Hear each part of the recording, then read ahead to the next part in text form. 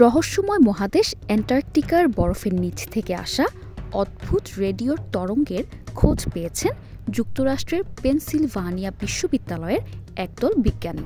Antarctic impulsive transient অ্যান্টেনার ANIT এর মাধ্যমে শনাক্ত করা এসব তরঙ্গ পদার্থবিজ্ঞানের বর্তমান ধারণাকে অস্বীকার করছে বলে জানিয়েছেন তারা।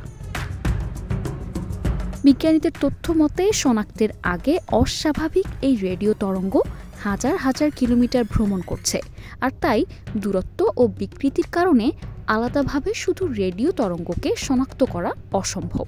নিউট্রিনো অনুসন্ধান করার সময় ঘটনাক্রমে এই রেডিও তরঙ্গ শনাক্ত করা হয়েছে। বিজ্ঞানী স্টেফানি উইসেল বলেন, আমরা যে রেডিও তরঙ্গ শনাক্ত করেছি তা সত্যিই খাড়াভাবে কণিক ছিল।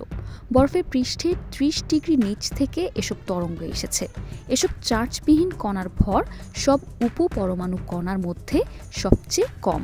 এসব কণা সাধারণত সূর্যের মতো উচ্চ শক্তির উৎস বা সুপারনোভার মতো বড় মহাজাগতিক ঘটনার মাধ্যমে নির্গত হতে পারে। আমাদের কাছে এখনও এই তরঙ্গে থাকা অসঙ্গতির কোনো ব্যাখ্যা নেই। আমরা রেডিওর তরঙ্গের মধ্যে থাকা বেশ কয়েকটি কণার অন্বেষণ করছি, আর এসব কণা দীর্ঘস্থায়ী রহস্যের মধ্যে একটি। বিজ্ঞানীদের কাছে বর্তমানে অদ্ভুত রেডিও তরঙ্গের বিষয়ে সুনির্দিষ্ট কোনো উত্তর নেই। ধারণা করা হচ্ছে PUEO নামক নতুন ডিটেক্টর ব্যবহার করে ভালোভাবে নিউট্রিনোর সংকেত শনাক্ত করা যাবে। তখন রহস্যের সমাধান হতে পারে।